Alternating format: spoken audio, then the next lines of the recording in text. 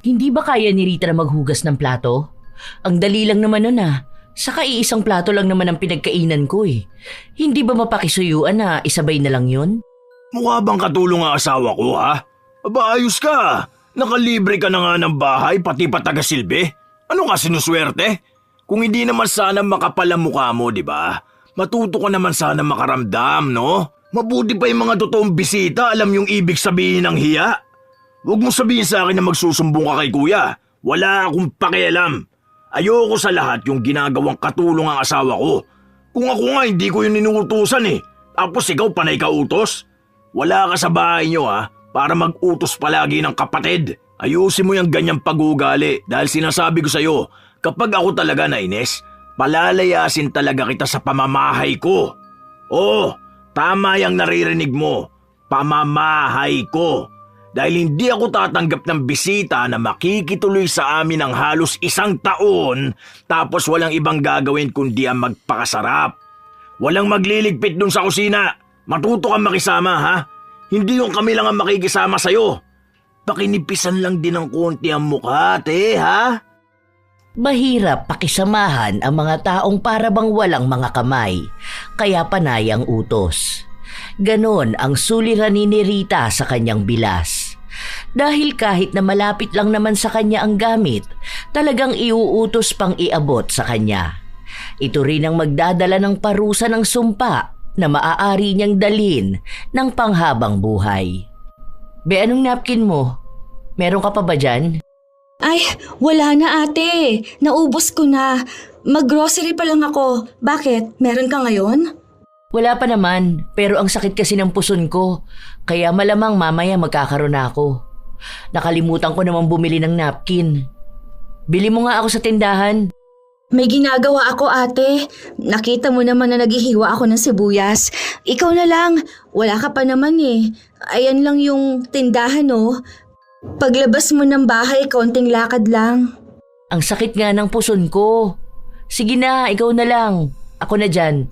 Hihiwain lang ba lahat yan? Oo ate. Akin na. Ilan ba? Yung 1 pack na. Tapos bili mo rin ako ng kahit na anong matamis doon. Salamat be. Kahit na malapit lang ang tindahan, palaging tinatamad si Erlinda na lumabas.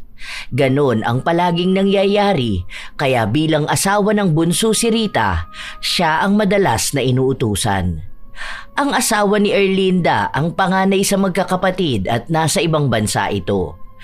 Sa iisang bahay nakatira sina Erlinda, Rita at ang asawa nitong si John at ang kanilang ina. Dapat talaga sa ibang bahay nakatira si Erlinda, pero dahil pinapagawa yon habang nasa ibang bansa pa ang kanyang asawa, doon muna siya pinatira. Lilipat na lang siya kapag natapos na ang bahay, pero palagi yung nahihinto kaya alam nila na maaaring taon pa ang titiisin ni Rita para pakisamahan ang bilas. Kahit sa loob ng bahay, hindi kumikilo si Erlinda dahil iniisip niya na ang kanyang asawa ang bumubuhay sa pamilya nito kahit na ang totoo ay may trabaho naman si John. Isang araw, habang nasa loob ng kwarto ang mag-asawa, bigla na lang kumatok si Erlinda at hinanap si Rita. Hindi ka pa naman tulog, di ba? Bili mo naman ako ng balot sa labas oh. Bigla ako nag-crave eh. Bakit eh? Pwede ka naman lumabas dyan ah. Hindi kasi mahamog na, baka magkasakit ako. Sabi kasi ng kuya mo, wag na akong lumabas. Total nandito naman na rin kayo. Baka naman pwedeng kayo na lang ang bumili, di ba? Sige na, baka hindi ako makatulog nito kapag hindi ako nakakain ng balot. Magtawag ka ng bata dyan sa labas tapos utusan mo. Bigyan mo na lang ng 5, parang bayad mo na sa kanya. Nasa kwarto na nga kami ng asawa ko, tatawag ka pa para mag-utos. May paa ka naman ah. Pwede kang lumabas. Magpandong ka. Ang dami mo diyang sombrero eh. Baka akala mo utusan mo ang asawa ko. Nainis si Erlinda kaya padabog niyang isinarado ang pinto. Ayaw pa naman itong hindi sinusunod ang kanyang gusto kaya malamang ay magsusumbong ito sa kanyang asawa. Wala namang pakialam si John dahil kahit magalit sa kanya ang kapatid, hindi naman ito ang bumubuhay sa kanila. Maganda ang trabaho ni John at malaki rin ang sahod. Sa katunayan, kung gugustuhin niya, Pwede niyang palayasin si Erlinda sa bahay nila at sabihan itong mangupahan na lang habang ginagawa pa ang bahay. Dahil kay Jan naman nakapangalan ng bahay na ipinamana sa kanya ng ama bago ito namayapa. Pero hindi niya yon ginagawa dahil hiling din ng ina na doon na lang muna si Erlinda dahil baka mapahamak lang ito kapag tumirang mag-isa sa ibang bahay. Nag-chat sa akin si Kuya. Nagtatanong kung ano raw nangyari kay Ate Erlinda kasi tumawag sa kanya umiiyak. Sabihin mo na hindi mo alam. Nasa kwarto ka na kamo, patulog na tayo. Tapos magpatay ka na ng data. Baka naman magalit to. Wala namang magagawa ang galit niya eh. Nasa ibang bansa yan. Sa susunod kapag inuutusan ka niya ni ate, huwag kang papayag ha. Kung ako nga hindi kita inuutusan eh, tapos siya gagawin kang utusan. Yung pabili sa labas, yung kung ano-ano sinasabi niya, hayaan mo siyang kumilos sa sarili niya. Ang tandaan na niya eh. Kung gusto niya ng PA, mag-hire siya ng ibang tao. Nahihiya naman kasi ako na tumanggi. Alam mo naman yun, kapag hindi siya napagbibigyan, umiiyak siya. Tapos ako lang naman yung nandito sa bahay na mas bata. Hindi, kahit na. Hindi pwede yung ganyan. Bukas kakausapin ko yan. Dinadaan niya lahat sa iyak-iyak ng ganyan eh. Hindi ka naman utusan oh. Huwag niya sabihin na nakikinabang ka sa sahod ni kuya. Hindi tayo nanghihingi sa kanya. Binibigyan kita ng sarili mong pera. Hindi na, hayaan mo na para wala nang gulo pa. Kapag hindi ko naman kaya, tatanggi na lang ako. Paunti-unti lang. Ilang beses na pinapaalala ni Jan sa asawa ang posisyon niya sa loob ng kanilang bahay. Hindi siya utusan ng kahit na sino. Pero si Rita mismo ang nakakaramdam ng hiya, kaya kahit na minsan ayaw niyang sumunod, wala siyang magawa. Para kasing lumalabas na siya ang bunso sa pamilya nila at kung anong iuutos ng panganay, iyon ang kanyang susundin. Kahit ang kanyang biyenan ay hindi naman siya inuutusan. Tanging si Erlinda lang. Isang tanghali, umuwi si Rita galing sa palengke. Bumili siya ng pagkain at prutas. Naabutan lang ni Rita ang bilas na nakahiga sa sofa. Para bang tamad na tamad ito. Be, anong binili mo? May apple dyan? Meron naman ate. Iba-ibang prutas to eh. Yung mga pwede ko ring isama sa ipapabaon ko kay Jan. Pagbalat mo naman ako, be. Tapos hiwain mo yung maninipis lang ha. Tapos lagyan mo ng asin. Tapos timplahan mo ako ng juice. Ay, wag na pala. Tubig na lang. Pero yung malamig. Salamat. Ang pinabili mo lang sa akin ate, itong pineapple. Ay, isa pa yan. Sige, pengi din ako niyan. Balatan mo na ha. Yung asin wag mong kakalimutan kasi mas masarap ang pagkain ng ganyan kapag may asin. Salamat, be. Kuha ka na lang din ng sayo kung gusto mo. Tapos ipagtabi mo rin si mama. Hindi na lang umapila si Rita. Matapos niyang ibigay ang gusto ni Erlinda, may kasunod pa itong utos sa kanya. May pinabibili pa sa tindahan na maasim na pagkain naman. Bumili na muna si Rita bago siya nagtungo sa kusina. Habang nagbabalat siya ng kalabasa, pumasok naman ng kusina ang kanyang bilas. Anong lulutuin mo? Ginataang sitaw at kalabasa ate. Nag-request kasi si Jan na parang ang tagal na raw niyang hindi nakakakain nito kaya namalengke rin ako kanina. Ah, ganun? Ayoko kasi ng gulay eh. May iba namang ulam sa ref na pwedeng lutuin. May mga frozen foods naman dyan. Gusto ko ng ano ba? Tosino. Tapos yung mantika na pinagprituhan, magsangag ka dun. Ganon gawin mong pagkain ko mamaya ha. Hindi kasi talaga ako kumakain ng ganyan eh. Salamat ha. Oo nga pala, kapag mamaya maghuhugas ka na ng plato, pasabay yung pinagkainan ko. Nakalimutan ko kasing dalhin dito.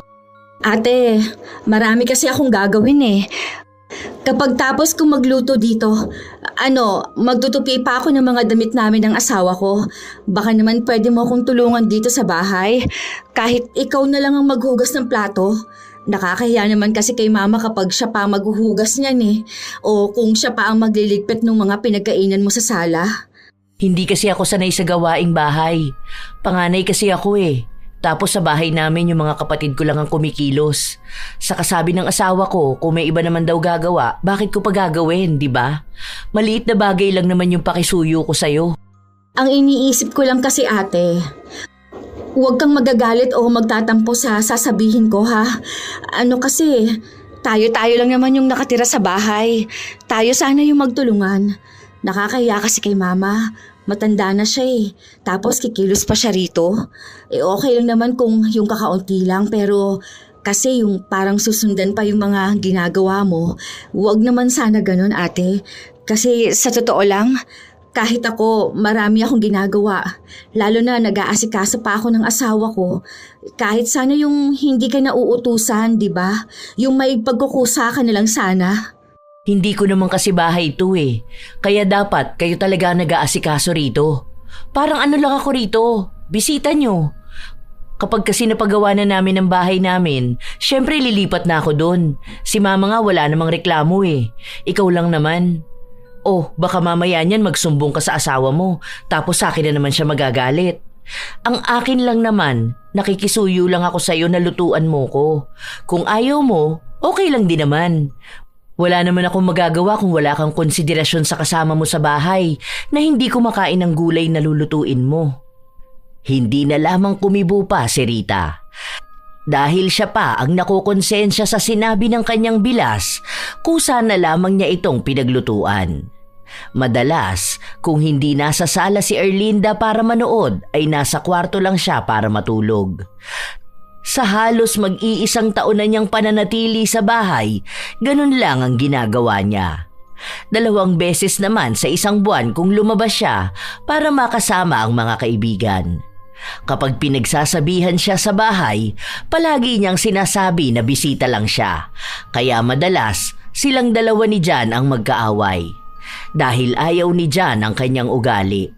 At kapag napagsabihan naman siya, agad siyang magsusumbong sa asawa. Nang kinagabihan noon, matapos silang kumain, agad na ring tumayo si Erlinda upang bumalik sa kanyang kwarto. Sige na Han, pumasok ko na sa kwarto. Magliligpit na lang muna ako rito sa kusina. Pagkatapos kong maghugas ng plato, saka ako papasok sa kwarto. Huwag mo hawakan niya mga plato. Tatawagin ko si Ate Erlinda. Ano yun, pagtapos niyang kumain, diretso na siya sa kwarto niya? Alam ko kahit na hindi mo sabihin, ikaw ang nagluto ng pagkain niya, di ba?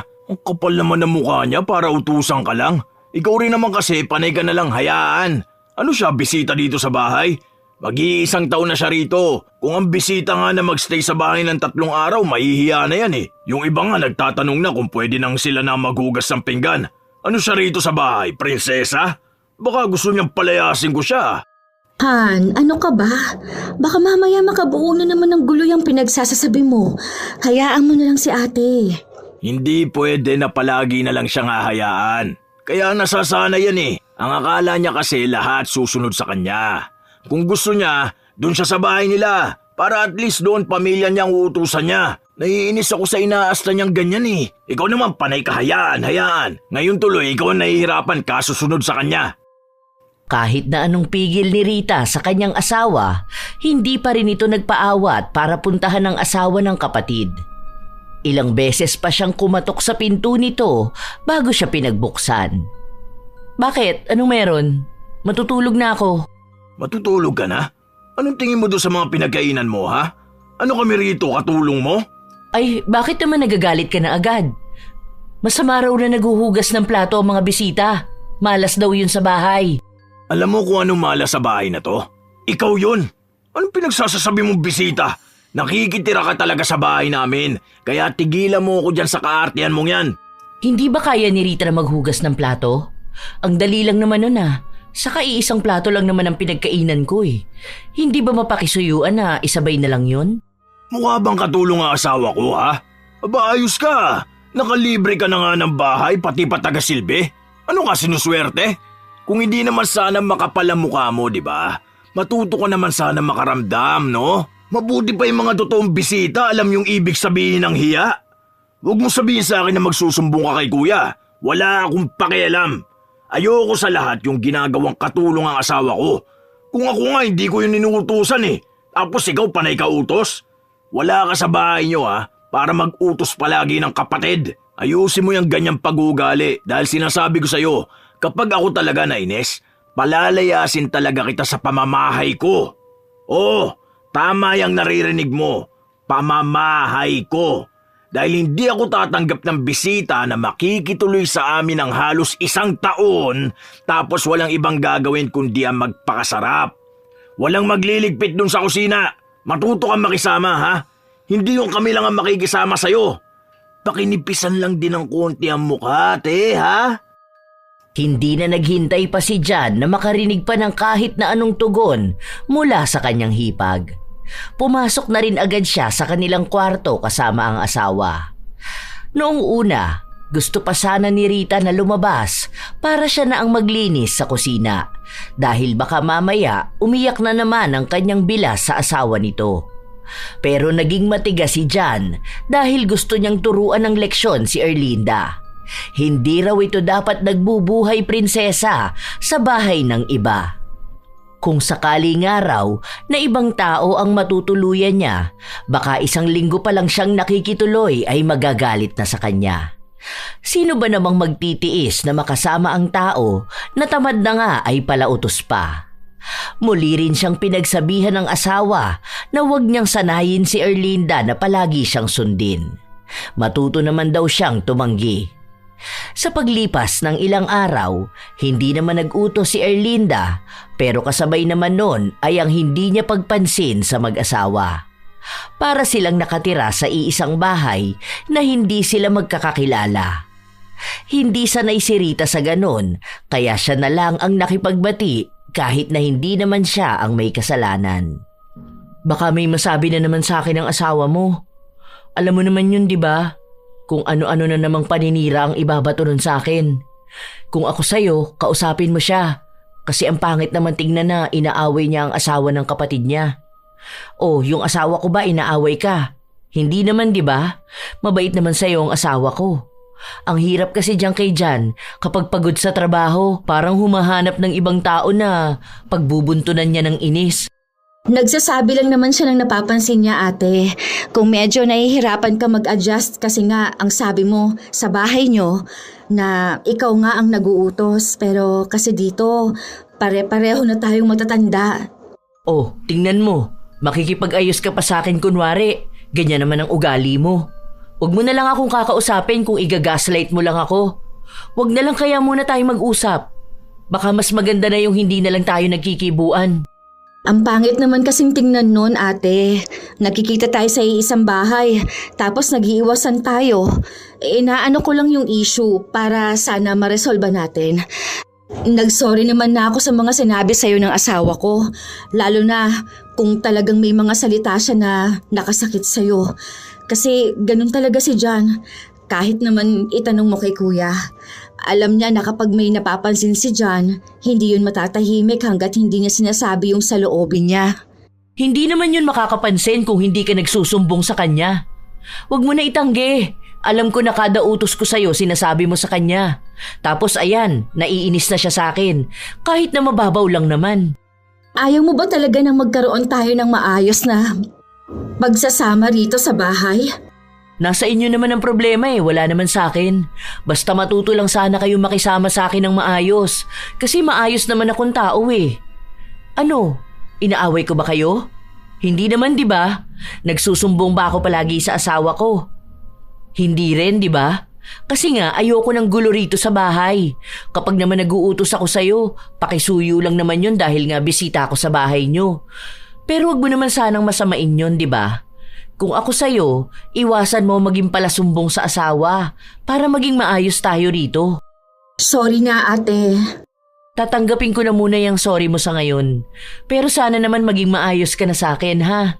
Ikaw ang kumausap sa asawa mo. Pagsabihan mo siya dahil hindi magandang ganun ang ugali niya. Pangit yun.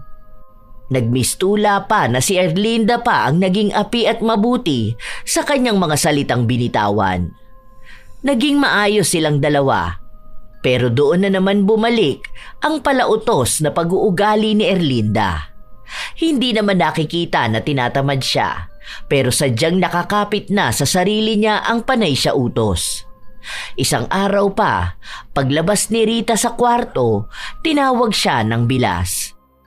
Maliligo kasi ako, be. Sige na, pasuyo na lang ako ha. Yung sabunan ko palagay sa may CR, pati na yung tuwalya ko pasabit na lang din doon. Last episode na itong pinapanood ko tapos maliligo na ako. Salamat ha. Oo nga pala, saan ka pupunta? Lalabas ako kasi magkikita kami ng mga kaibigan ko. Oh, buti pinapayagan ka ng asawa mo. Bakit naman hindi? Okay lang naman kay John. Minsan lang din naman ako lumabas ng bahay. Siya pa nga ang namimilit sa akin na lumabas naman para makipagkita sa mga kaibigan ko. O umuwi sa bahay namin kapag miss ko na sa bahay dahil nandoon ang mga pamangkin ko. Oo nga, nakakamiss magkaroon ng bata sa bahay Sana nga kapag uwi ng asawa ko makabuo na rin kami. Gusto ko na magkaroon kami ng baby. Kayo ba ni John, wala pa ba kayong balak? Magkasama naman kayo. Bakit hindi pa kayo bumuo? Saka ilang taon na kayo nagsasama? Wala pa ate. Sinusubukan naman namin. Nito kasi mga nakaraan nag-iipon pa kami kasi ayaw namin na basta na lang kami mag-aanak nang hindi naman kami handa. Oo, tama yan. Magkaroon na kayo ng anak para may bata na uutusan dito sa bahay. Oo nga pala, paabot nga ako niyang papel na yan. Pinapaabot ni Erlinda ang papel na kaya naman sana niyang abutin dahil nasa harapan lang naman niya. Sa mga araw na lumipas, mas naging malala pa ang pagiging palautos ni Erlinda.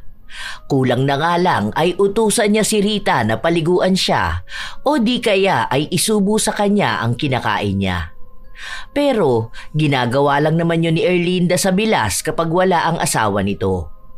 Dahil kapag naroon si John at isang simpleng utos lang kay Rita, magdadadaldal na naman ito.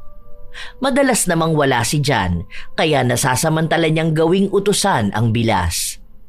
Minsan pa, lumabas ang dalawa dahil may kailangan silang bilhin sa palengke. Sumama lang naman si Erlinda dahil gusto niyang makalabas. Habang lahat ng kilos at pati pagbubuhat ay kay Rita.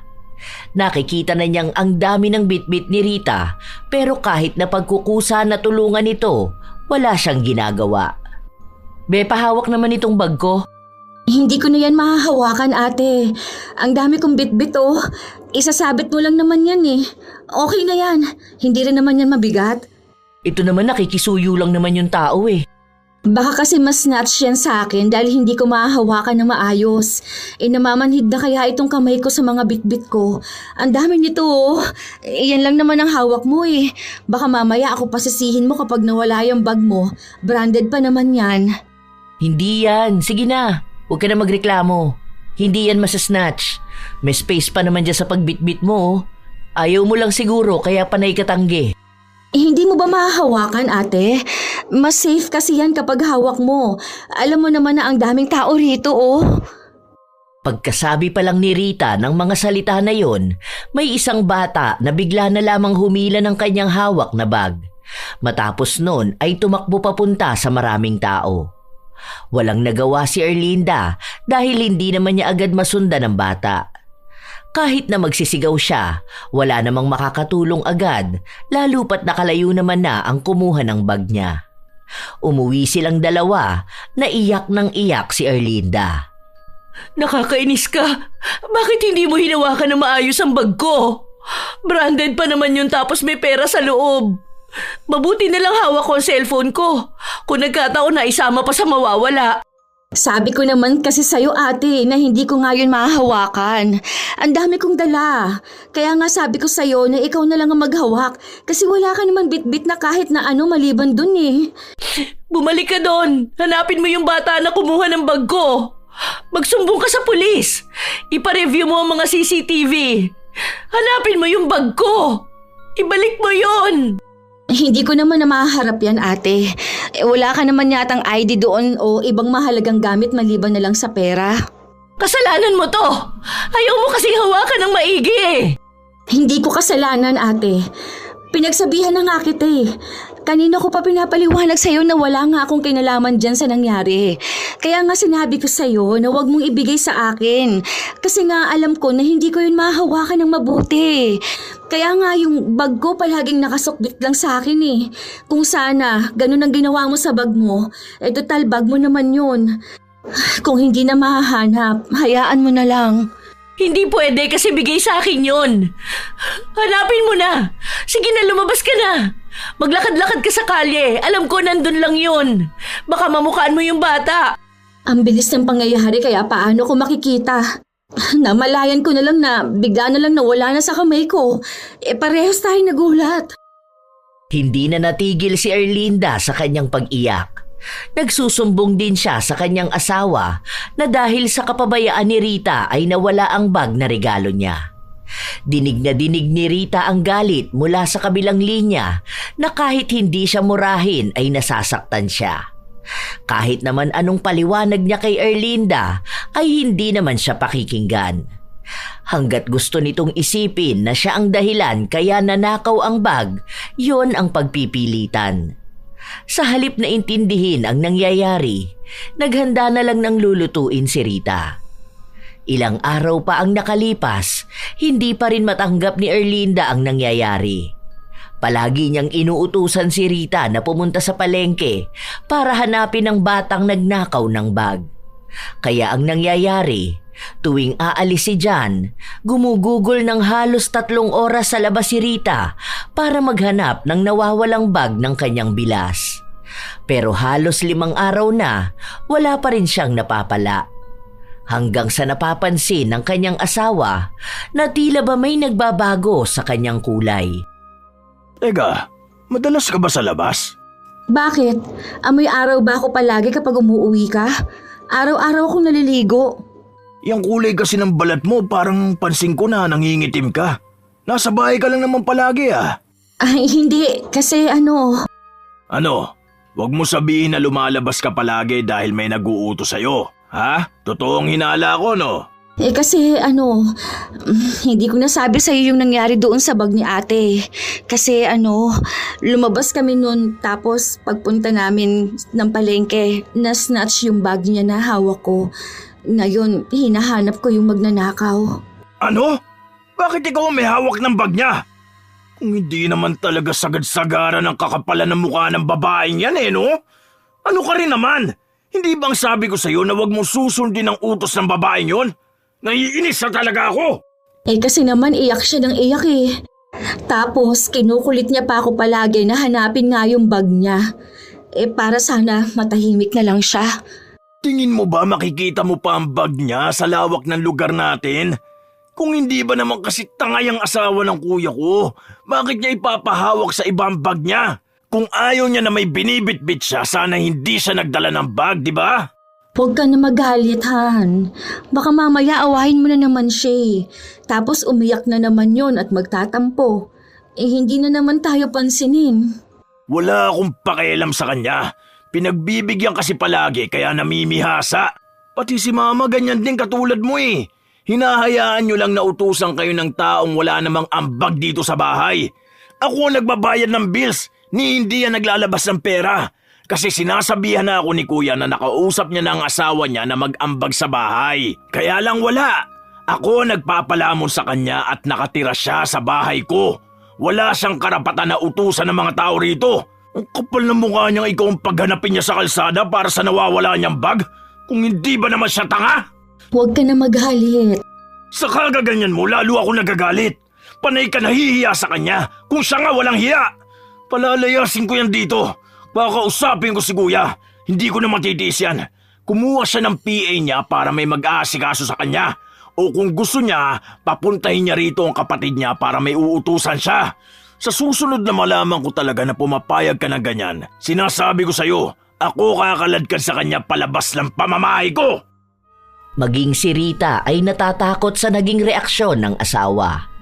Alam niya na kapag sinabi ni John, yun nga ang kanyang gagawin. Sa mga araw na lumipas, palagi pa ring pinapaalala ni Erlinda ang nawawala niyang bag at kung kailan ulit lalabas si Rita para hanapin ito. Pinapaliwanag na lang ni Rita na mas marami pa siyang dapat gawin, lalo na't may mga inaasikaso siya sa bahay nila. Isang araw, habang naglalabas si Rita, sakto naman nakararating lang ng kanyang bilas galing sa labas. Uy be, pasabay naman ako ng mga damit ko, sige na. Konti lang naman yun Patapos na ako ate, isasampay ko na lang ito. Bakit naman hindi mo sinabay ang damit ko? Hindi ka nagsabi sa akin na maglalaba ka para sana nilabas ko yung mga labahin ko. Sige na, konti lang naman yun. Kapag natapos ko kasi maisampay itong mga damit, magluluto naman na ako, ate. Pauwi na kasi si Jan eh. Half day lang yon. Ikaw na lang maglaba rito. Tinatamad nga ako, kaya nga ako nakikisuyo sa'yo dahil ikaw naglalaba ka naman na. Sa bahay namin kasi kapag naglalaba yung mga kapatid ko, isinasabay ko sa kanila eh. Si mama kaya kailan maglalaba? Baka sa kanya na lang ako magpasabay. Nilabahan ko na yung damit ni mama kasi masakit yung mga daliri niya eh. Hindi siya makapagpiga. O kita mo na, naglaba ka ng damit ni mama tapos yung sakin hindi mo man lang sinabay. Ang swapang naman yung pag-uugali mo, Rita. Akala ko pa naman mabait ka, tapos ganyan ka naman pala. Parang ang hirap mo naman pakisamahan, hindi ka mapakisuyuan. Oh, tapos mamaya mali na naman ang ikukwento mo sa asawa mo na inuutusan kita. Tapos sa akin na naman siya magagalit. O kaya tatawagan niya ang asawa ko para lang magsumbong ng mga hindi naman makatotohanan na nangyayari, di ba? Hindi naman sa ganon, ate. Kasi sinabi ko rin naman sa'yo na hindi ko na nga maisasabay kasi nga tapos na ako. Kung gusto mo, magpa-laundry ka na lang o kaya magpalaba ka dyan kay Ate Susan, no? Bayad ka lang dyan kahit na magkano. Baka kamo sinasadya mo lang na ibahin ang schedule ng paglalaba mo. Kung kailan wala ako para pagbalik ko tapos ka na. Para may dahilan ka na wag isabay yung mga labahin ko. Pwede mo naman sana sabihin sa akin na ayaw mo, di ba? Kasi nga baka naman nakakahiya sa'yo na nakikisuyo ako. Baka mapagod ka lang, no? Hindi naman talaga ako dapat maglalaba ngayon. Kaso kanina si mama naglalaba siya ng mga damit niya tapos sumakit yung mga daliri niya. Nakasalang na yung damit kaya sabi ko, ako na lang magtutuloy tapos isanabay ko na yung mga damit namin ng asawa ko. Wala ka rin naman dito eh. Hindi ko naman alam na may labahin ka pala. Sus! Magdadahilan ka pa eh. Iisa lang naman ang ibig sabihin yan. Ayaw mo lang talaga. Kasi kung gusto mo naman, okay lang sa'yo kahit natapos ka na tapos ihahabol mo yung mga damit ko. Kaso hindi ka naman makaramdam sa mga sinasabi ko sa'yo eh. Dapat nung nalaman mo na may mga damit din ako na hindi pa nalalaban, ikaw na lang ang magkusa na magpresentang laban mo na. Alam mo, hindi nakakabuti sa isang tao ang maging tamad, sa totoo lang ha. Kasi sa amin talaga, sa bahay, kapag tamad yung mga kapatid ko, naku, makakatikim talaga sila sa akin. Hindi mo naman ako pwedeng saktan, ate. Hindi mo naman ako kapatid. Yung asawa lang natin ang magkapatid. Hindi ba? Nagsasabi lang ako sa'yo. Yan tayo eh. Bigla mo na naman isisingit ang asawa mo. As if naman natatakot ako sa kanya, di ba? Hay, hayaan mo na nga. Hindi rin naman maganda ang patutunguhan ng usapan natin. Simpleng pakisuyo ko lang naman sa'yo tungkol sa mga damit ko. Ang dami nang naging usapan. Kung saan-saan na napunta. Umalis na rin kaagad si Erlinda habang si Rita ay nagpatuloy sa kanyang ginagawa. Bago umuwi si Jan, naghanda si Rita sa pagligo. Pero bago pa siya makapasok sa banyo, inutusan muna siya ng kanyang bilas. Bebili mo nga ako ng halo-halo. Ha? Saan naman ako bibili niyan? Meron bang nagbebenta nun kahit na hapon na? Saka wala pa akong nakita na may nagbebenta nun eh. Meron ako nakitang post sa Facebook. Yung dyan sa may, alam mo yung papasok sa Tresa compound? Di ba sa gilid nun may papasok doon? Tapos kapag gabi may nagbebenta ng mami. Ayun, dun lang. May tig 70 pesos na halo-halo sila. Bigla ba naman kasi ako nag-crave eh. Sige na, gusto ko lang talaga kumain. Sana dumaan ka na dun kanina, ate. Doon naman ang hintuan ng jeep eh. Ngayon ko nga lang naalala kasi nakita ko ulit yung post. Sige na, ito 100. Sa'yo na lang ang sukli. Bili ka ng kahit anong gusto mo. Maliligo na kasi ako. Sobrang lagkit na ng katawan ko tapos nabasa ako kanina habang naglalaba. Ikaw na lang ang lumabas, ate. Malapit lang naman yun. Diyan ka na lang dumaan kina Mang Johnny. Sige na, saglit lang naman eh. Nag-order na kasi ako, kukunin mo na lang doon. Mabilis lang talaga. Pagpunta mo doon okay na tapos bayaran mo tapos uwi ka na. Konting lakad lang may 30 pesos ka na. Meron din ata silang halo-halo na tig 30 lang. Yung gusto ko kasi special halo-halo. Dali na. Sige na ha. Salamat be. Ibinaba na lang muna ni Rita ang bitbit niyang tuwalya bago siya lumabas para sundin ang inuutos sa kanya ng bilas. Medyo may katagalan din siyang naghintay dahil ang daming bumibili. Habang naglalakad siya pa uwi, sakto naman nakabababa lang ng asawa sa sasakyan. Oh, akala ko ba sabi mo sa akin kanina maliligo ka muna? Ano yan? Bumili ka muna ng halo-halo? Sana sinabihan mo na lang ako para ako na lang ang bumili. Madadaanan ko naman yan eh. Hindi. Kasi kay ate to. Ano? Inutusan ka pa talaga niyang bumili ng pagkain niya? Akin na yan! Galit na hinablot ni John ang halo-halo at agad din siyang pumasok sa loob ng bahay. Naabutan nila si Erlinda na nakahiga lang sa sofa, nakataas ang paa habang tumatawa sa pinapanood niya. Naramdaman ni Erlinda na may taong pumasok pero ang akala niya ay si Rita lang yon. Be, pasali na lang ako niyan sa malalim na baso. Baka kasi matapong ko lang eh. Tapos pahalo na lang din ako. Ikaw maghalo nito sa pagmumukha mong makapal! Ay! Ang lamig! Ano ba? Ang bastos mo naman! Bakit mo tinapos sa mukha ko, ha?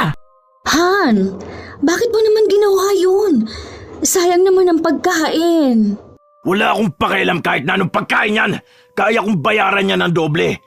Ang kapal na mukha mong pahiga-higa lang dyan na akala mo senyorita kang animal ka? Yung kakainin mo talagang iuutos mo pa sa asawa ko? Tapos hahaluin mo na nga lang, sa kanya mo pa rin ipapagawa? Ha? Ano? Saan ka umuhugot ng ganyang kakapalan ng mukha, ha? Bakit? Nakikisuyo lang naman ako sa kanya. Saka binigay ko naman sa kanya yung sukli na 30.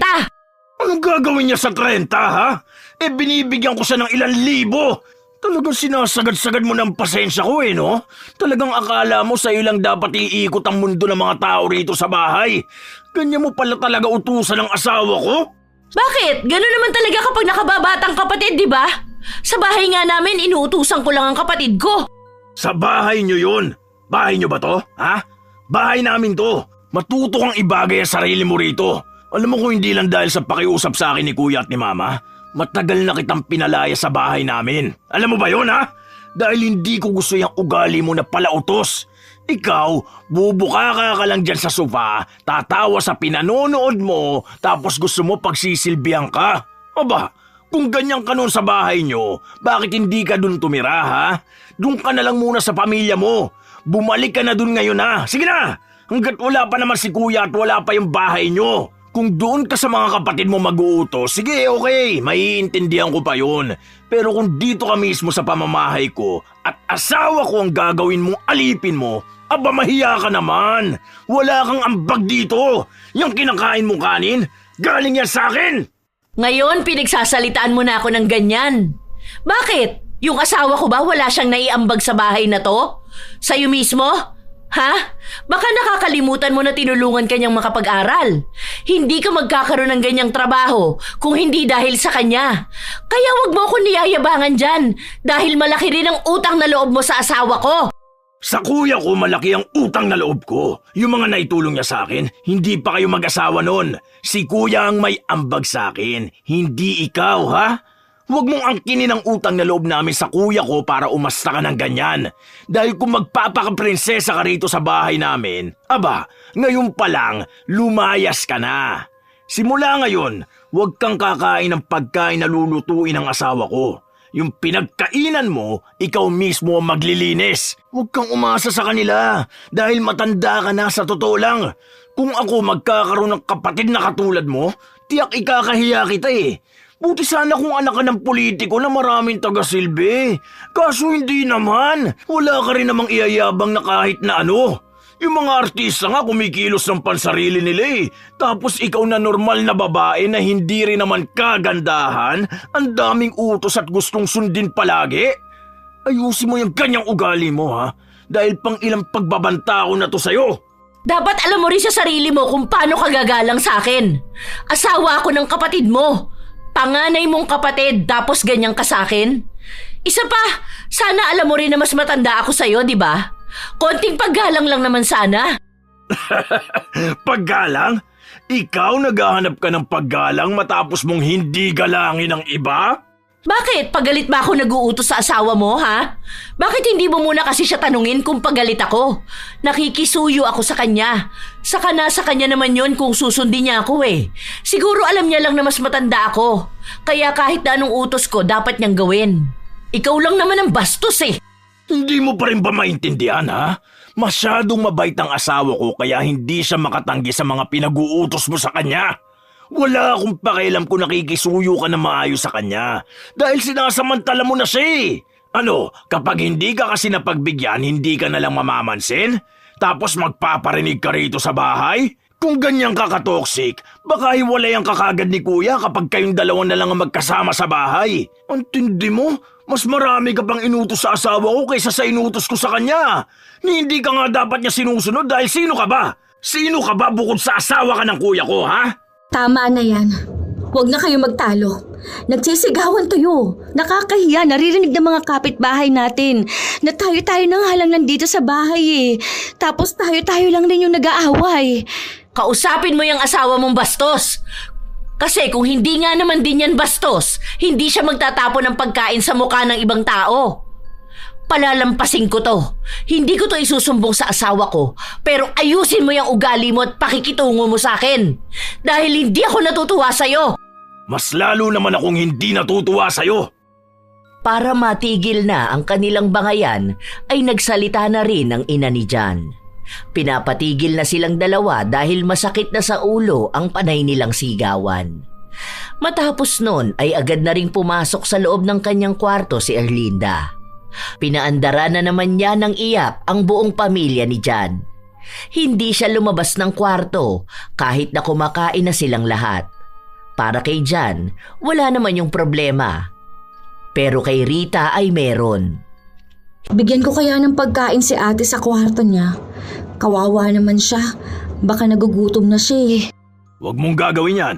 Lalo mo lang pinapakita sa kanya na kaya niyang daanin sa iyakin ng mga tao rito. Kaso naaawa naman ako sa kanya. Hindi pa yata siya kumakain kanina pang tanghali. Iaabot ko lang naman sa kanya tapos aalis na ako. Ako naiinis dyan sa kabaitan mo eh. Lalabas yan sa lungga niya kapag nagugutom siya. Hindi siya bisita sa bahay na kailangan paalalahanan kapag kakain na. Ilang taon na yan, 30 na yan eh. Hindi man lang ba siya makapag-isip ng naaayon sa edad niya? Buti sana kung may susuyo sa kanya rito eh, wala naman si kuya. Kaya tigilan niya ako sa drama niyang yan. Walang mag-aabot ng pagkain sa kanya. Kung hindi siya kikilos para sa sarili niya, hayaan mo magutom. Paano ba yan pag magkasama na sila ni kuya? Ano, si kuya lang ang magsisilbi sa kanya? Kapal ng mukha. Hindi talaga natitigil si Jan na maglabas ng kanyang saloobin. Para hindi na lang din sila magkaroon ng away na mag-asawa, hinayaan na lamang ni Rita si Erlinda. Kinabukasan, hindi pa rin lumalabas ng kwarto ang bilas. Lumabas lang ito matapos na marinig ang sasakyan ni Jan na umalis na. Hindi siya namamansin. Hindi kinikibo pati ang biyanan. Para bang naghihintay siya na may humingi ng tawad sa kanya. Ate, may pagkain na dun sa kusina ha. Kumain ka na lang kapag nagugutom ka. Hindi na. Baka mamaya isumbat pa sa akin ang asawa mo ang kakainin ko. Okay lang ako magtiis sa gutom dito. Kapag nagkasakit ako, siya na lang ang managot. Alam mo naman na gano'n na talaga ang ugali ni Jan, di ba ate? Kaya nga kahit na sila ng kuya, nagkakaroon ng pagtatalo eh. Siguro may mga sinabi siya na tama naman na dapat makita mo rin sa sarili mo. Katulad na lang ng panay kautos. Siguro naging agresibo lang talaga siyang magsalita. Kaya may mga masasakit na salita siyang nasabi. Kaya sorry na sa mga yon ate. Ang pangit lang kasi doon na hindi ko matanggap. Para kasing pinaparamdam niya sa akin na hindi ako tanggap sa pamilya na to.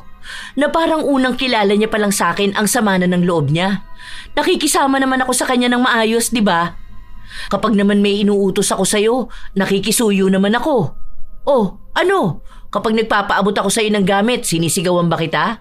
Hindi naman, di ba? Mahinahon lang ako nagsasabi. Iba yata ang problema sa akin ni Jan eh. Hindi ko rin naman niloloko ang kuya niya. Tayo ang palaging magkasama sa bahay. Ano, nakikita mo ba na may iba akong lalaki? Saan ko ba ginagastos ang pera na padala ng kuya niya? Sa bahay naman na pinapatayo namin, di ba? Tapos ang nakikita niya sa akin kapag nag-uutos ako? Ang babaw naman nun. Kapag naman kinakausap ko siya, palagi na lang siyang pagalit kaya hindi niya maintindihan kung ano bang gusto kong sabihin. Sana naman yun nasabihin mo sa asawa mo. Hindi yung ako lang ang makikisama sa kanya. Asawa ako ng kapatid niya. Sana alam niya rin kung paano ako pakikisamahan, di ba? Mali ba itong mga sinasabi ko? Iba din naman yung asawa ko, ate. Kasi hindi ka naman nun pinagbintangan kahit na kailan na may lalaki ka o kung saan mo lang ginagastos ang pera ng asawa mo. Ang sinasabi lang kasi sa'yo ni John, yung palagi mong pag-uutos sa akin o kaya minsan kay mama, matagal ko na yung napapansin. Kaso hindi ko lang masabi sa'yo dahil baka magalit ka o magtampo ka. Malamang. Bakit ko pa nga ba sinasabi sa'yo? Asawa mo yun, kaya yun ang tama sa paningin mo. Hindi mo naman ako pwedeng kampihan, di ba? Sino ba naman ako sa buhay nyo? Ano ba ako bukod sa asawa ako ng kuya niya? Sige, okay lang naman ako kung ganyan lang talaga ang tingin nyo sa akin eh. Wala naman ako magagawa. Sige lang, kayo na lang ang magkampihan. Hindi na lang ako aapila hanggang sa makauwi ang asawa ko. Magtatago na lang ako sa kwarto ko para hindi nyo na ako makita. Kasi baka magalit na naman ang asawa mo. Nakikitira nga pala ako sa bahay nyo. Pasensya na ha. Ito na nga ang inaasahan ni Rita. Ang mga salita ni Erlinda na halata namang kinokonsensya lang siya. Hindi nga madalas na lumalabas si Erlinda at hindi siya nakikisabay sa kanila. Bumibili siya ng sarili niyang pagkain at sa loob lang siya ng kwarto.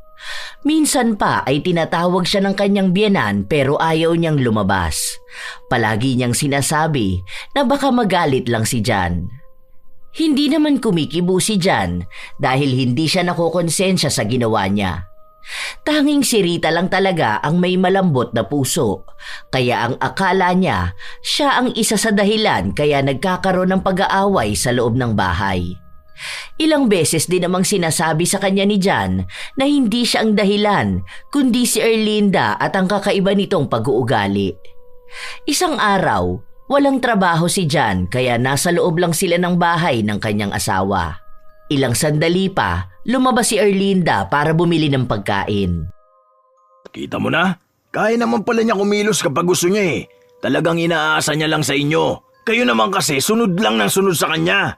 Kaya nga sinasabi ko sa inyo na hayaan niyo siya, di ba? Naaawa nga ako sa kanya.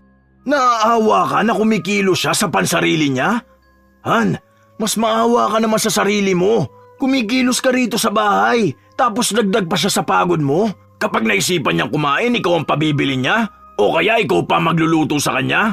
O sige, naiintindihan ko na sa bahay nila na uutusan niya ang mga kapatid niya. Yun na nga, kapatid niya. Hindi ka naman niya kapatid ah.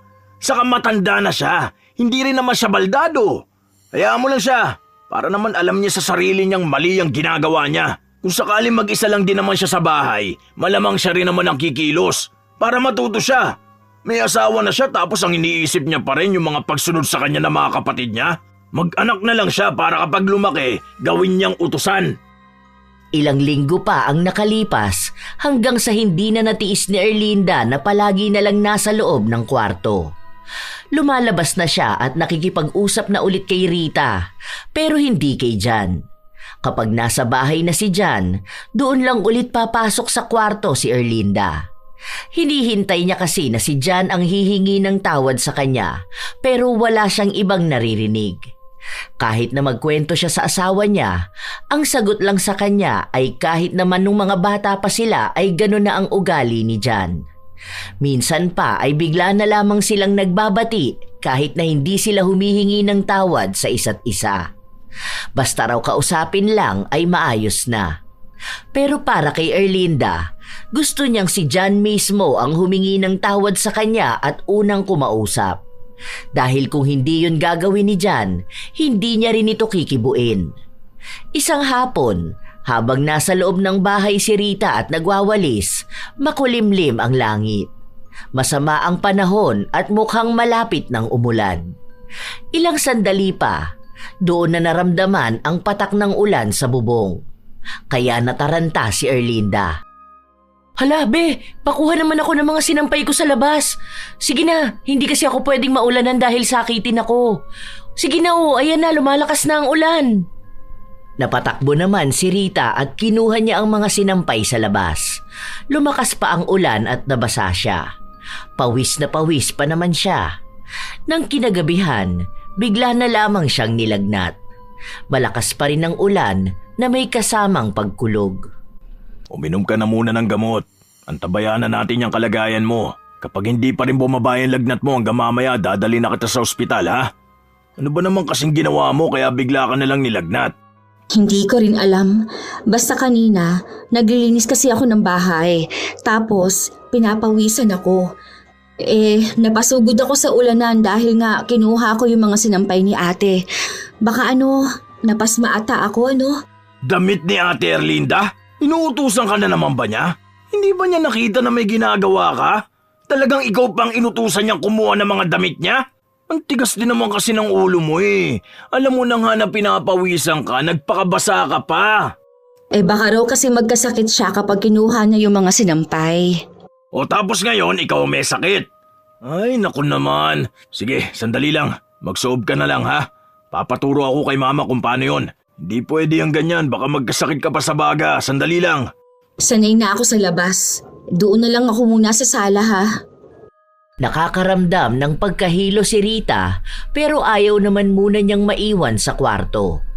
Ilang sandali pa, habang nasa sala si Rita at nasa kusina naman ang kanyang asawa, lumabas ng kwarto si Erlinda at tumabi sa kanyang bilas. Masama pa rin pakiramdam mo? Inuman mo lang yan ng maraming tubig. Bukas niyan okay ka na. Nahihilo lang ako. Magsusuob daw ako Teka nga, iihi muna ako ha. Ay be, punta ka nga muna sa kwarto ko tapos kunin mo yung kumot ko at unan. Ang lamig kasi. Dito muna ako tatambay, manunood ako. Bagal lang net kapag nasa kwarto. Salamat be ha, bilisan mo lang sana. Sumunod naman si Rita at sa paglabas niya, halatang nahihirapan siya sa bitbit niya. Nakita naman siya ni Jan, kaya mas lalo itong nagalit. Bitawan mo nga yan!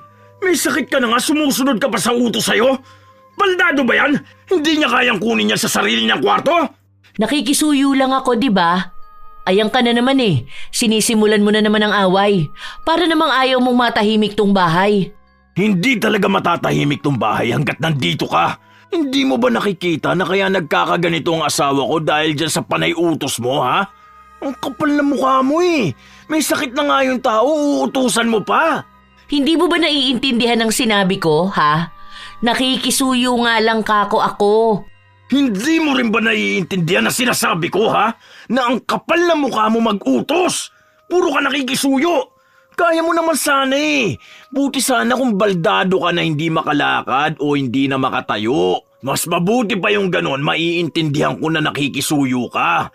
Sana maging baldado ka na lang. Pagkasabi ni Jan ng mga salita na yon ay kumulog ng sobrang lakas.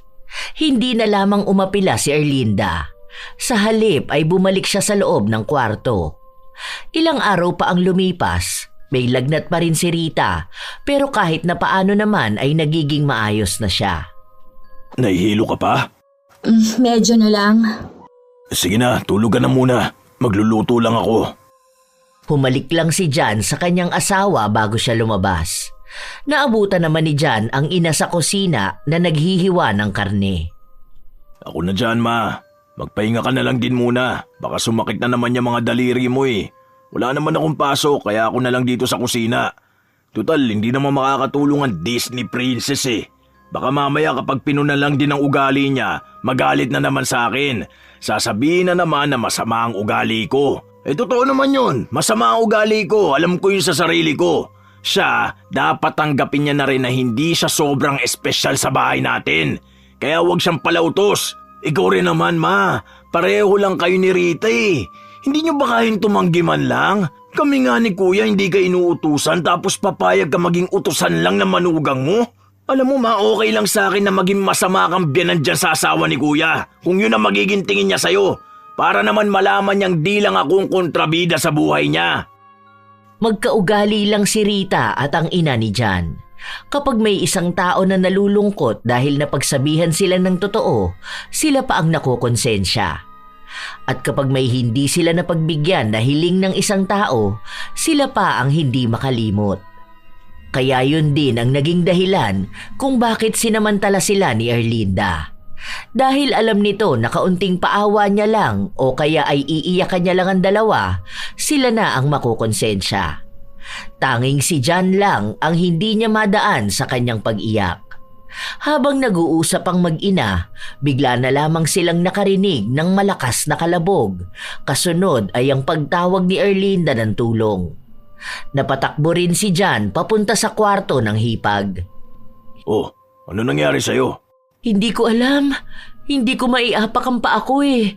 Basta ano lang siya. Nagagalaw ko naman kaso lang parang kapag inaapa ko na, wala naman akong maramdaman. Natumba pa ako.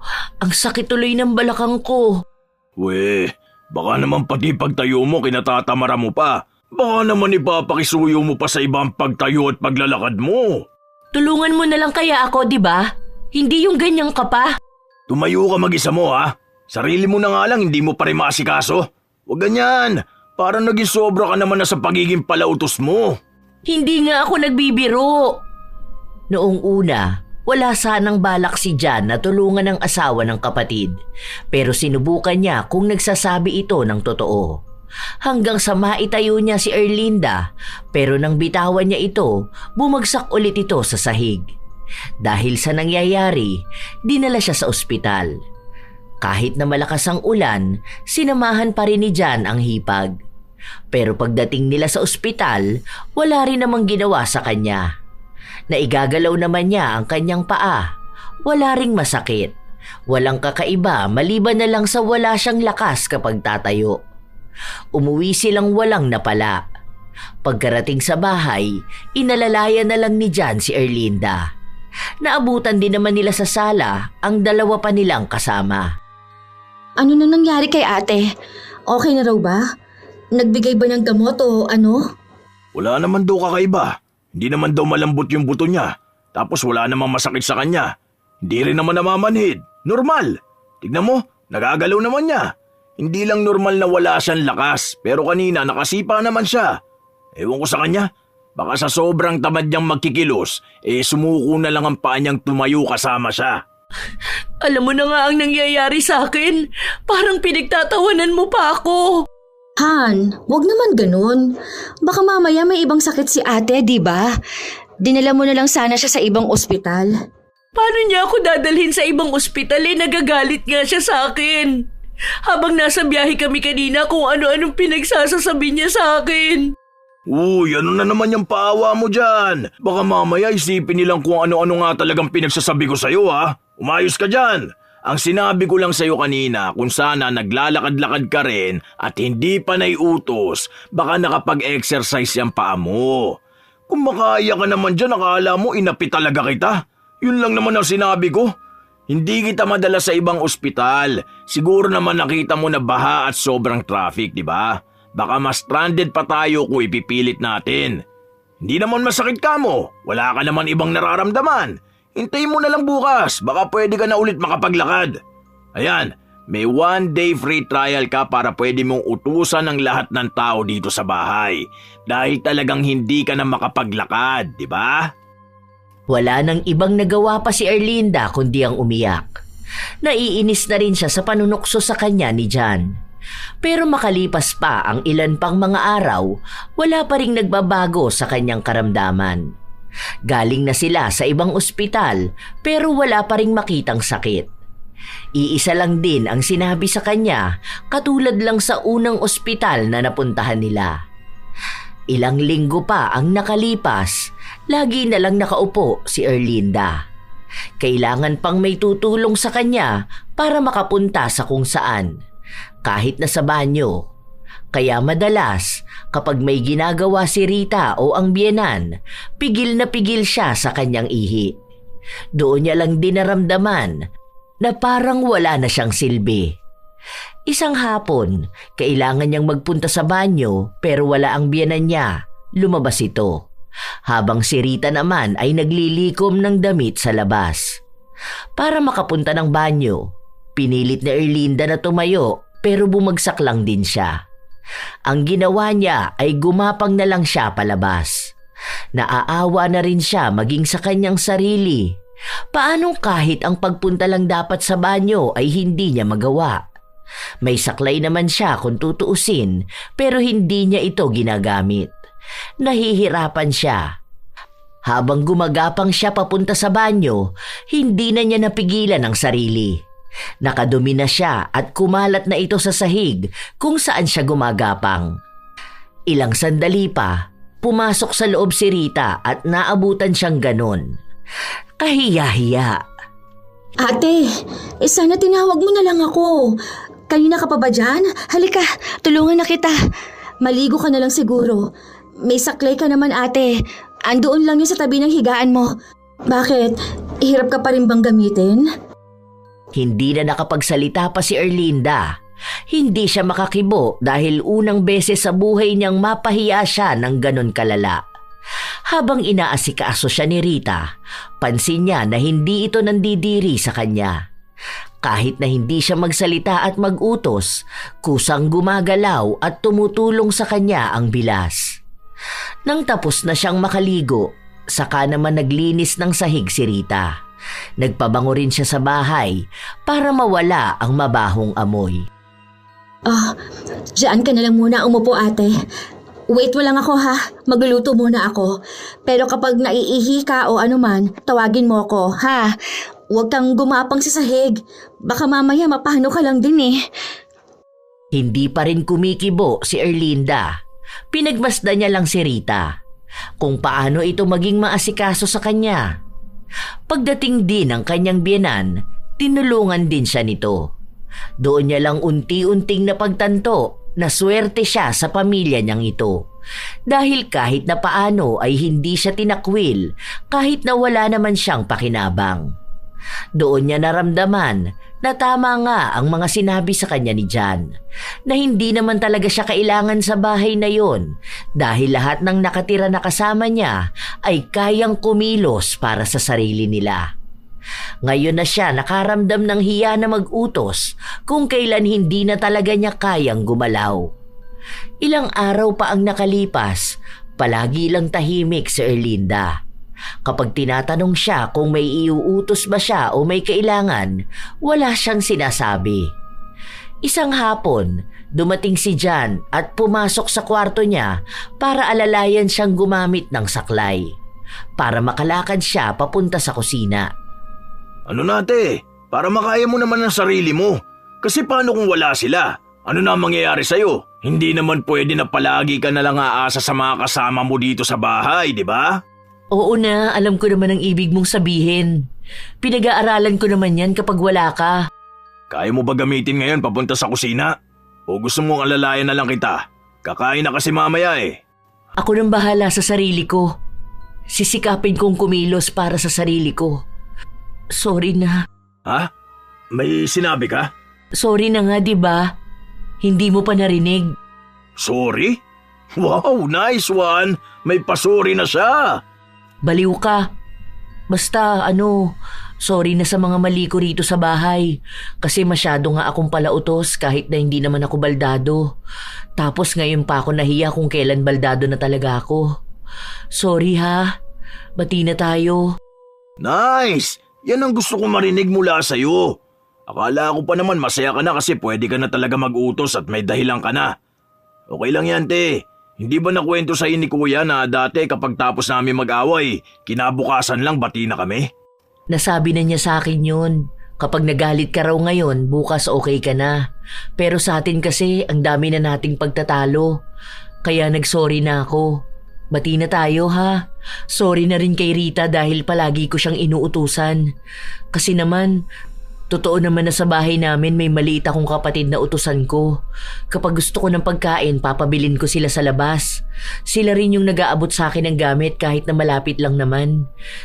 Tapos ayun, nasanay na ako kasi ako rin yung matanda dito sa bahay, bukod kay mama. Sorry na, bunso. Okay lang yun, te. Basta wag mo na lang talagang ugaliin na umasa sa ibang tao. Dahil ngayon, kita mo naman kung gaano kahirap umasa sa iba, di ba? Hindi lahat ng tao kaya kang harapin at bigyan ng oras, lalo na kapag abalaan lahat. Okay na yan, bati-bati na tayo rito. Tara na, turuan na kita magsaklay para magamit mo to habang hindi pa umaayos yung paa mo. Nang araw na yon, humingi rin ng tawad si Erlinda sa kanyang bilas na palagi niyang inuutusan. At sabyanan niyang minsan din ay inuutusan niya. Naging maayos ang lahat sa kanila.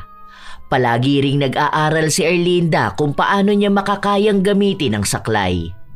Sa paglipas ng mga buwan, unti-unti na ring nagkakaroon ng pagbabago kay Erlinda. Hindi nila alam kung ano ang dahilan, pero marahil dahil ito sa panalangin. Palagi kasi silang nagdarasal at madalas na kapag gabi bago matulog ay hinihilot ni Rita ang kanyang mga paa. Hindi niya yon inutos pero pagkukusa na ginawa ng kanyang bilas. Doon nakita ni Erlinda na ang pagkilos pala talaga ay hindi palaging nasa kung paano ito inuutos. Dahil minsan, mas maganda ang pagkukusa. Yon ang wala sa kanya noon, na nais niyang gawin sa oras na gumaling na siya. Halos mag-iisang taon ang itinagal bago tuluyang gumaling si Erlinda. Tinupad niya ang pangako na magkukusa siyang tutulong sa bahay kahit na hindi siya utusan. At hindi na rin niya uugaliin na mag-utos sa iba, lalo na kung kaya naman niya itong gawin mag-isa. Naging maayos silang lahat. Hindi na rin sila nagtatalo ni Jan kahit na mainitin ang ulo nito dahil kilala na niya ang ugali ng bayaw. Isang araw, habang naghahanda ng iluluto si Erlinda, pumasok sa kwarto si Rita. Ate, pwede ba kitang utusan? Ano ba naman yung sinabi mo? Natawa naman ako sa'yo. Ano bang iuutos mo? Ako na dyan. Yung mga sinampay kasi sa labas kung okay lang na palagyan ng sipit, baka kasi tangayin ng hangin eh. Ngayon na ba? Oo, sana ate. Kung okay lang naman sa'yo. Pasuyo na lang. Salamat. Ginagamit mo na ang mga linya ko ah. O sige, wait lang. Ikaw na to ha. Sa katunayan, hindi naman talaga basta utos ang ginawa ni Rita dahil may parating na sorpresa para kay Erlinda. Paglabas niya, nakita niya ang kanyang asawa na umuwi na. Sobrang saya ni Erlinda dahil ang akala niya ay sa susunod na taon pa ulit sila magkikita ng kanyang asawa. Doon, nagkaroon na ulit ng panibagong kulay ang kanilang bahay. Sa pagsasama ulit ng magkakapatid, naging mas masaya na dahil wala na ang lihim nilang galit at inis sa isa't isa. Minsan talaga, may mga tao na palautos. Tipong kahit kaunting unat na lamang ng mga braso at maaabot na nila, pero mas pinipili pa rin nilang iutos ito sa iba. Para bang natural na sa kanila ang mag-utos kahit sa mga bagay na kaya naman nilang gawin ng mag-isa. Ang masaklap pa, hindi nila namamalayan na unti-unti silang nagiging pabigat sa paligid nila, sa mga taong araw-araw nilang inuutusan, sa mga taong tahimik lang pero labis nang napapagod sa kanilang ugali. Ang mga taong palautos din ay hindi nakakakita ng pagod ng iba dahil iniisip nilang madali lang naman ang pinapagawa nila. Pero hindi naman nila naiintindihan na hindi lahat ng tao ay may oras o lakas para sa inuutos nila. Minsan, ito ay nagsisimula sa maliliit na bagay. Simpleng pakiusap lang daw pero nagiging araw-araw na gawain. Mula sa pakisuyo na nauuwi sa obligasyon. Kung tutuusin, walang masamang humingi ng tulong paminsan-minsan, lalo na kung talagang kailangan. Pero iba ang paghingi ng tulong sa pag-uutos dahil sanay ka ng inuuna ka lagi. Kapag nasobrahan sa ganitong ugali, nawawala ang respeto at napapalitan ng inis.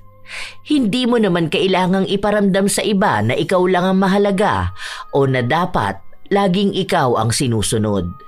Mas mainam pa ring matutong kumilos sa sarili mong paraan. Lagi mong tatandaan na bago mo iutos sa iba, tanungin mo muna ang sarili mo kung kaya mo ba itong gawin at kung kaya mo nga, ibig sabihin lang ay ikaw na lang ang gumawa. Lalo na kung malaking abala rin naman sa ibang tao ang pakisuyo mo. Minsan, nagsisimula ang mga palautos na ugali sa mga bahay na mas hinahayaan na maging mataas ang mas nakatatanda na kung tutuusin ay dapat balanse lang. Kung kaya mong utusan ng iba, dapat ay kaya mo ring tumanggap ng utos mula sa kanila. Huwag sasama ang loob kapag napagsabihan sa ugaling hindi maganda. Dahil ikaw lang din naman ang maaaring magdusa sa huli kapag ipinagpilitan mo ang maling paniniwala at gawain. Huwag mo nang hintayin na dumating pa ang isang araw na kung kailan mo kailangan ng tulong ng iba, wala nang susunod sa iyong utos. Paalala lamang na subukang gawin ang mga bagay nang hindi umaasa palagi sa iba. Kahit maliit lang, gaya ng pagtayo para kumuha ng tubig, pag-ayos ng sarili mong gamit, o pagtulong sa gawaing bahay. Ang simpleng pagkilos mo ay hindi lang kabawasan sa trabaho ng iba, kundi dagdag respeto para sa sarili mo. At kung sakaling kailangan mo talagang humingi ng tulong, gawin ito ng may kababaang loob at pasasalamat. Lagi lamang tatandaan na hindi mo naman kailangang umasa sa iba kung kaya mo naman itong gawin mag-isa. Alam naman natin minsan mga apo na kahit tayo ay naguutos talaga sa iba. Pero sana naman ay kaya rin natin silang balikan ng pabor at huwag ugaliin na para bang lahat na lang ay iaasa sa kanila. Kayo ba mga apo?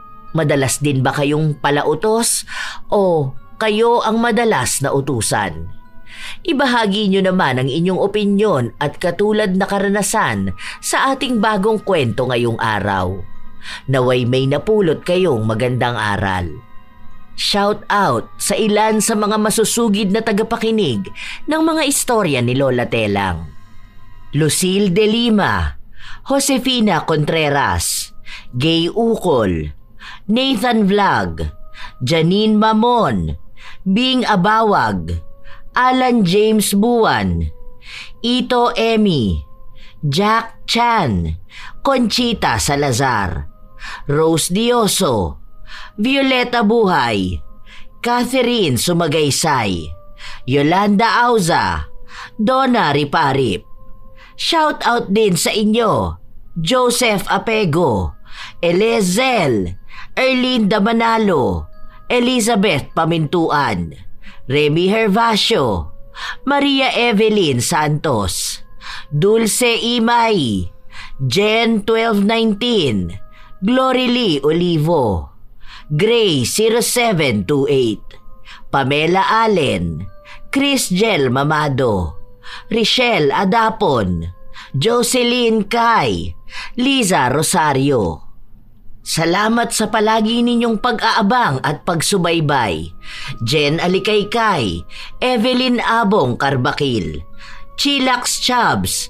Shout out din sa party host Qatar Shop Team na sina Noyla, Chill, Bell, Ronnie, Anthony, Kuya Albert, J. Mark, Shiena at Madam Alisa.